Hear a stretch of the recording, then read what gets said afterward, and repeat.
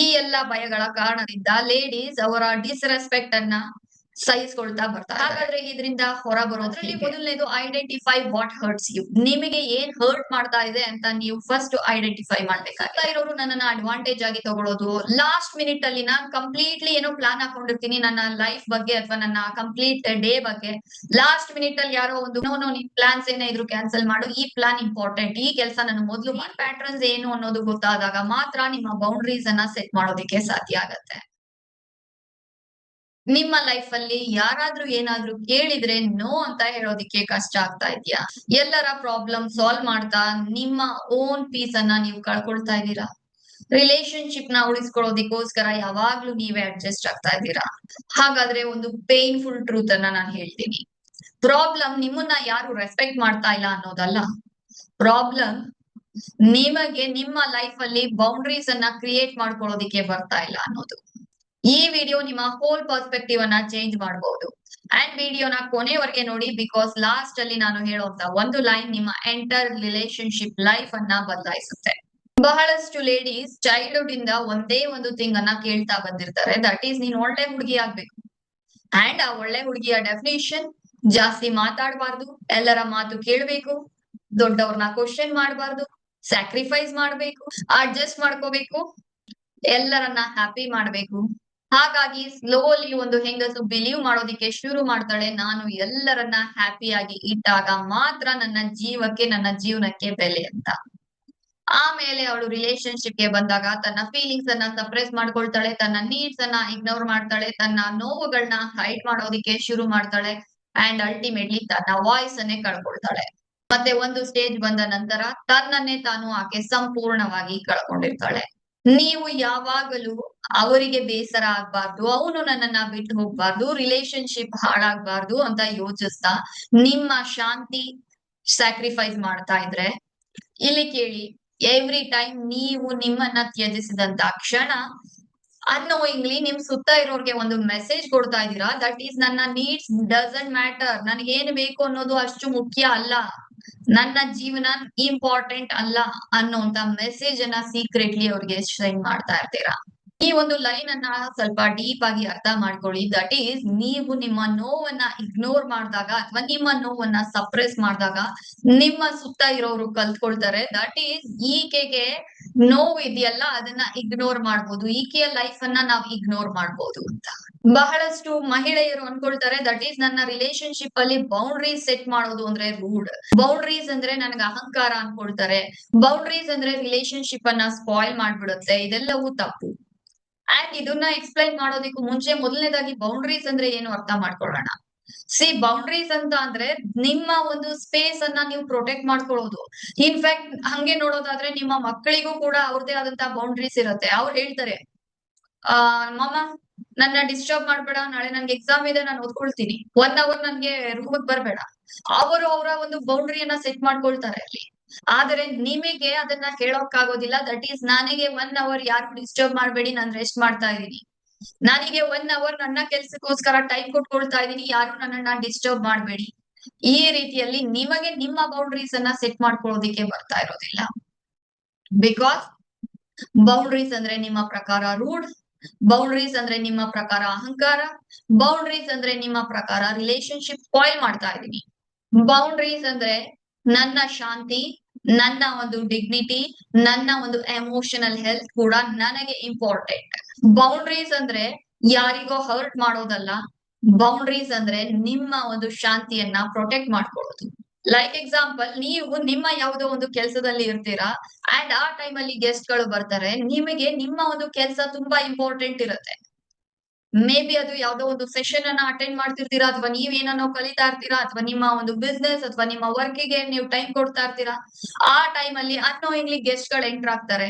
ಅಲ್ಲಿ ನಿಮಗೆ ಬೌಂಡ್ರೀಸ್ ಅನ್ನ ಸೆಟ್ ಮಾಡ್ಕೊಳ್ಳೋದಿಕ್ಕೆ ಆಗೋದಿಲ್ಲ, ಅವರಿಗೆ ನೋ ಅಂತ ಹೇಳೋದಿಕ್ಕೆ ಆಗೋದಿಲ್ಲ, ನನಗೆ ಬೇರೆ ಕೆಲ್ಸದಲ್ಲಿ ನಾನು ಇದ್ದೀನಿ ಅಂತ ಹೇಳೋದಿಕ್ಕೆ ನೀವು ಕಷ್ಟ ಪಡ್ತೀರಾ, ಬಿಕಾಸ್ ನಿಮ್ಮ ಪ್ರಕಾರ ಅದು ರೂಡ್.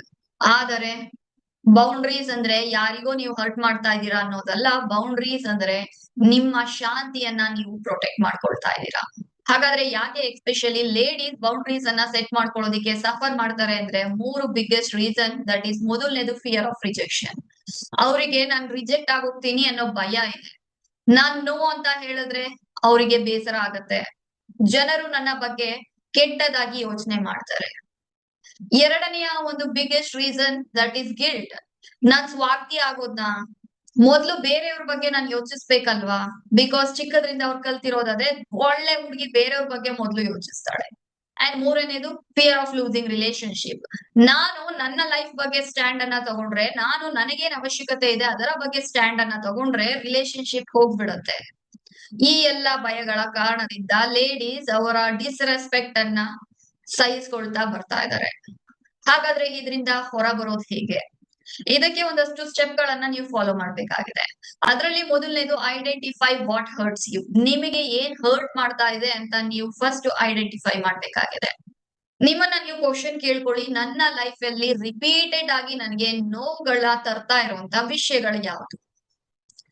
ಎಕ್ಸಾಂಪಲ್, ನನ್ನನ್ನ ಯಾರಾದ್ರೂ ಡಿಸ್ರೆಸ್ಪೆಕ್ಟ್ಫುಲ್ ಟೋನ್ ಅಲ್ಲಿ ಮಾತಾಡ್ಸಿದ್ದು, ಅದು ನನ್ಗೆ ರಿಪೀಟೆಡ್ ಆಗಿ ನೋವನ್ನ ಕೊಡ್ತಾ ಇದೆ.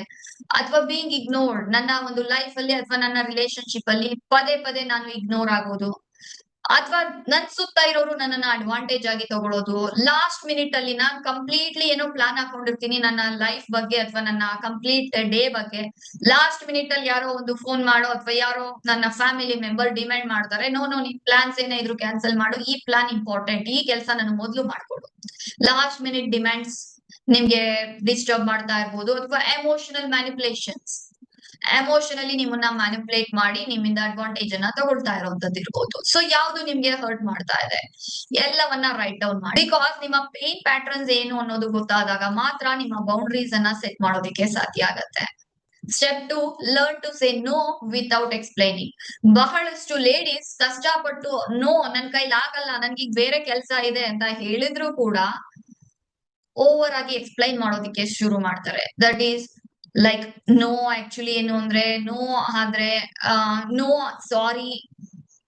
ನೋ ಅನ್ನೋದು ಕಂಪ್ಲೀಟ್ ಸೆಂಟೆನ್ಸ್. ನೋ ಅಂದ್ರೆ ಅದು ನೋ ಅಷ್ಟೇ. Don't try to explain. Because ನೀವು ಎಲ್ಲರ ಒಂದು ಅಪ್ರೂವಲ್ಗೆ ಬದುಕಬಾರದು. ನಿಮ್ಮ ಲೈಫ್ಗೋಸ್ಕರ ನೀವು ಜೀವಿಸೋದನ್ನ ಕಲಿಬೇಕಾಗಿದೆ. ಲೈಕ್ ಎಕ್ಸಾಂಪಲ್, ನಿಮಗೆ ಆಲ್ರೆಡಿ ಏನೋ ಒಂದು ಪ್ಲಾನ್ ಸ್ಕೆಡ್ಯೂಲ್ ಆಗಿದೆ. ನಿಮ್ಮ ಫ್ರೆಂಡ್ ಒಬ್ರು ಕಾಲ್ ಮಾಡಿ ನಿಮ್ಮನ್ನ ಕೇಳ್ತಾರೆ, ಓಕೆ ಇಲ್ಲಿ ಹೋಗೋಣ. ನಿಮಗೆ ನಿಮ್ಮ ಒಂದು ಪ್ಲಾನ್ ಏನ್ ಸ್ಕೆಡ್ಯೂಲ್ ಆಗಿದೆ ಅದು ಇಂಪಾರ್ಟೆಂಟ್ ಇರುತ್ತೆ. ಎಕ್ಸಾಂಪಲ್, ನಿಮಗೆ ನಾಳೆ ಏನೋ ಒಂದು ಕಂಪ್ಲೀಟ್ ಪ್ಲಾನ್ ಅನ್ನ ನೀವು ಮಾಡ್ಕೊಂಡಿರ್ತೀರಾ ನಿಮ್ಮ ಲೈಫ್ಗೆ ರಿಲೇಟೆಡ್ ಆಗಿ. ಅಷ್ಟರಲ್ಲಿ ನಿಮ್ಮ ಫ್ಯಾಮಿಲಿ ಮೆಂಬರ್ ಅಥವಾ ನಿಮ್ಮ ಫ್ರೆಂಡ್ ಕಾಲ್ ಮಾಡಿ ಕೇಳ್ತಾರೆ, ನಾಳೆ ಯಾವ್ದೋ ಫಂಕ್ಷನ್ ಇದೆ ಅಥವಾ ನಾಳೆ ಇಲ್ಲೆಲ್ಲೋ ಹೋಗ್ಬೇಕು, ಹೋಗೋಣ. ನಿಮಗೆ ನಾಳೆ ಏನ್ ಸ್ಕೆಡ್ಯೂಲ್ ಮಾಡ್ಕೊಂಡಿದೀರಾ ಅದು ಇಂಪಾರ್ಟೆಂಟ್ ಅನ್ನೋದು ಗೊತ್ತಿರುತ್ತೆ. ಅಂಡ್ ಆ ಪ್ಲಾನ್ ಅನ್ನ ನೀವು ಚೇಂಜ್ ಮಾಡೋದಿಕ್ಕೆ ನಿಮ್ಗೆ ಇಷ್ಟ ಆಗ್ತಿರೋದಿಲ್ಲ. ಆಗ ನೀವು ಹೇಳ್ತೀರಾ ಲೈಕ್, ಸಾರಿ ನನ್ಗೆ ಆಗೋದಿಲ್ಲ, ನಾನ್ ನೆಕ್ಸ್ಟ್ ಟ್ರೈ ಮಾಡ್ತೀನಿ, ಪ್ಲೀಸ್ ತಪ್ಪು ತಿಳ್ಕೊಬೇಡಿ, ಪ್ಲೀಸ್ ಬೇಜಾರ್ ಮಾಡ್ಕೊಬೇಡಿ. You are going in to over explaining mode. Instead, ಇದು ನನಗೆ ಕಂಫರ್ಟಬಲ್ ಇಲ್ಲ ಅನ್ಸುತ್ತೆ, ನನ್ನ ಸ್ಕೆಡ್ಯೂಲ್ ಬೇರೆ ಆಗಿದೆ already. Simple, respectful and clear line. Step 3, stop over explaining your decisions. ಒಬ್ಬ ಎಮೋಷನಲಿ ವೀಕ್ ವುಮನ್ ಯಾವಾಗ್ಲೂ ತನ್ನ ಮಾತುಗಳನ್ನ ಜಸ್ಟಿಫೈ ಮಾಡ್ಕೊಳ್ಳೋದಿಕ್ಕೆ ಟ್ರೈ ಮಾಡ್ತಿರ್ತಾಳೆ. ಯಾಕೆ ಹೀಗೆ ಮಾಡ್ದೆ, ನಾನ್ ಯಾಕೆ ಹೀಗ್ ಮಾಡ್ದೆ ಅಂದ್ರೆ ಓವರ್ ಎಕ್ಸ್ಪ್ಲೈನಿಂಗ್, ಓವರ್ ಕತೆ ಶುರು. ದಯವಿಟ್ಟು ನನ್ನನ್ನ ಅರ್ಥ ಮಾಡ್ಕೊಳ್ಳಿ, ಅದ್ ಹಂಗಲ್ಲ, ಆ ಸಿಚುಯೇಷನ್ ಹಾಗಿತ್ತು ಹೀಗಿತ್ತು, ಓವರ್ ಎಕ್ಸ್ಪ್ಲೈನಿಂಗ್ ಶುರು. ಆಕ್ಚುಲಿ ನನ್ನ ಇಂಟೆನ್ಷನ್ ಅದಿರ್ಲಿಲ್ಲ, ಪ್ಲೀಸ್ ನನ್ನನ್ನ ತಪ್ಪು ತಿಳ್ಕೊಬೇಡಿ, ಓವರ್ ಎಕ್ಸ್ಪ್ಲನೇಷನ್ ಶುರು. ಆದ್ರೆ emotionally strong woman over explanation ಮೋಡಿಗೆ ಹೋಗೋದಿಲ್ಲ. ಬಿಕಾಸ್ ಆಕೆಗೆ ಒಂದು ಸತ್ಯ ಗೊತ್ತಿರುತ್ತೆ, that is I don't need any permission to protect my peace. ನನ್ನ ಶಾಂತಿಯನ್ನ ನಾನು ಪ್ರೊಟೆಕ್ಟ್ ಮಾಡ್ಕೊಳ್ಳೋದಿಕ್ಕೆ ಯಾರ ಪರ್ಮಿಷನ್ ಬೇಕಾಗಿಲ್ಲ ಅನ್ನೋದು ಆಕೆಗೆ ಗೊತ್ತಿರುತ್ತೆ. ಸ್ಟೆಪ್ 4, ಈ ಒಂದು ಜರ್ನಿಯಲ್ಲಿ ಸ್ಟೆಪ್ 4 ಅಂತ ಅಂದ್ರೆ watch how people react to your boundaries. ಇದು ಒಂದು ಪವರ್ಫುಲ್ ಸ್ಟೆಪ್. ನಿಮ್ಮ ಒಂದು ಬೌಂಡ್ರೀಸ್ ಗೆ ನಿಮ್ ಸುತ್ತ ಇರೋರು ಹೆಂಗೆ ರಿಯಾಕ್ಟ್ ಮಾಡ್ತಾ ಇದಾರೆ ಅದನ್ನ ಗಮನಿಸಿ. ಬಿಕಾಸ್ ಒಂದ್ಸಲ ಬೌಂಡ್ರಿಯನ್ನ ಸೆಟ್ ಮಾಡಿದ ನಂತರ it's not about only you, it's about people around you. ಅದನ್ನ ಯಾವ ರೀತಿಯಲ್ಲಿ ತಗೊಳ್ತಾ ಇದಾರೆ ಅದನ್ನ ಗಮನಿಸಿ. ಯಾರಾದ್ರೂ ನಿಮ್ಮ ಬೌಂಡ್ರೀಸ್ ಬಗ್ಗೆ ಕೋಪ ಮಾಡ್ಕೊಳ್ತಾ ಇದಾರೆ ಅಥವಾ ನಿಮ್ಮನ್ನ ಮ್ಯಾನಿಪುಲೇಟ್ ಮಾಡೋದಿಕ್ಕೆ ಟ್ರೈ ಮಾಡ್ತಾ ಇದಾರೆ, ನೀನ್ ಮಾಡ್ತಾ ಇರೋದು ತಪ್ಪು ಅಂತ ನಿಮ್ಗೆ ಗಿಲ್ಟ್ ಫೀಲಿಂಗ್ ಅನ್ನ ತರಿಸ್ತಾ ಇದಾರೆ ಅಂದ್ರೆ ಅರ್ಥ ಮಾಡ್ಕೊಳ್ಳಿ, ಅವ್ರಿಗೆ ನಿಮ್ಮ ಬೌಂಡ್ರೀಸ್ ಜೊತೆಗೆ ನಿಮ್ಮನ್ನ ಒಪ್ಪಿಕೊಳ್ಳೋದು ಕಂಫರ್ಟಬಲ್ ಇಲ್ಲ. ನಿಮ್ಮ ಲೈಫ್ ಅಲ್ಲಿ ನಿಮ್ಗೆ ಬೌಂಡ್ರೀಸ್ ಇಲ್ಲ ಅಂದ್ರೆ they are very much comfortable.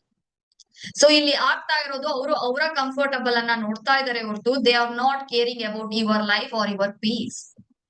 ಅಬಲ to Adishakti ಜರ್ನಿಯನ್ನ ಕಂಪ್ಲೀಟ್ ಮಾಡಿದಂತ ಒಂದು ಹೆಂಗಸು ನನಗೆ ಹೇಳಿದಂತ ಮಾತು ದಟ್ ಈಸ್, ಪೂಜಾ, ನಾನು ಎಲ್ಲರಿಗೂ ಅವೈಲಬಲ್ ಇದ್ದೆ. ಫ್ಯಾಮಿಲಿಗೆ, ಹಸ್ಬೆಂಡಿಗೆ, ಮಕ್ಕಳಿಗೆ, ಆಫೀಸಿಗೆ, ಫ್ರೆಂಡ್ಸಿಗೆ, ಎಲ್ಲರಿಗೋಸ್ಕರ ನಾನು ಅವೈಲಬಲ್ ಇದ್ದೆ. ಆದ್ರೆ ಈ ಒಂದು ಜರ್ನಿಯಲ್ಲಿ ನನ್ಗೆ ರಿಯಲೈಸ್ ಆಯ್ತು, ಎಲ್ಲರ ಲೈಫ್ ನನ್ಗೆ ಇಂಪಾರ್ಟೆಂಟ್ ಆಗ್ತಾ ಇದೆ, ಆದರೆ ನನ್ನ ಓನ್ ಲೈಫ್ ಅಲ್ಲೇ ನಾನ್ ಮಿಸ್ಸಿಂಗ್.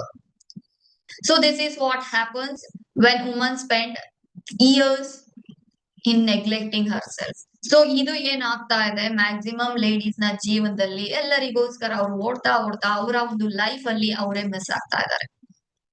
ಸೊ ಕೊನೆಯದಾಗಿ ನಾನು ಒಂದು ಲೈನ್ ಅನ್ನ ಹೇಳೋದಾದ್ರೆ, ದಟ್ ಈಸ್ ಸೆಲ್ಫ್ ರೆಸ್ಪೆಕ್ಟ್ ಅನ್ನೋದು ಅಹಂಕಾರ ಅಲ್ಲ. ಸೆಲ್ಫ್ ರೆಸ್ಪೆಕ್ಟ್ ಅಂತಾದ್ರೆ ನಿಮ್ಮ ಫೀಲಿಂಗ್ಸ್ ಕೂಡ ಮ್ಯಾಟರ್, ನಿಮ್ಮ ಇಷ್ಟಗಳು ಕೂಡ ಮ್ಯಾಟರ್, ನಿಮ್ಮ ಶಾಂತಿ ಕೂಡ ಮ್ಯಾಟರ್, ನಿಮ್ಮ ಟೈಮ್ ಕೂಡ ಮ್ಯಾಟರ್ ಆಗತ್ತೆ, ನಿಮ್ಮ ಎನರ್ಜಿ ಕೂಡ ಮ್ಯಾಟರ್ ಆಗತ್ತೆ, ನೀವ್ ಎಮೋಷನಲಿ ಏನ್ ಫೀಲ್ ಮಾಡ್ತಾ ಇದ್ದೀರಾ ಅನ್ನೋದು ನಿಮಗೆ ಮ್ಯಾಟರ್ ಆಗತ್ತೆ. This is called self respect. And let me tell you one powerful line.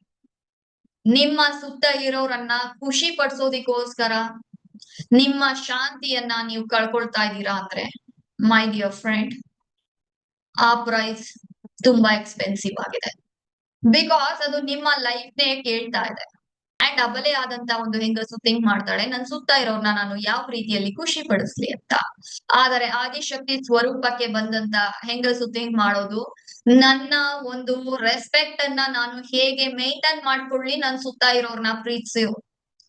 ಆದರೆ ಆದಿಶಕ್ತಿ ವುಮನ್ ಥಿಂಕ್ ಮಾಡೋದು, ನಾನು ಎಲ್ಲರನ್ನ ಪ್ರೀತಿಸ್ತಾ ಇದ್ದೀನಿ, ಆದರೆ ಅದರ ಜೊತೆಗೆ ನನ್ನ ರೆಸ್ಪೆಕ್ಟ್ ಅನ್ನ ನಾನು ಹೇಗೆ ಮೇಂಟೈನ್ ಮಾಡ್ಕೊಳ್ಳಿ, ಹೇಗೆ ನಾನು ಪ್ರೊಟೆಕ್ಟ್ ಮಾಡ್ಕೊಳ್ಳಿ.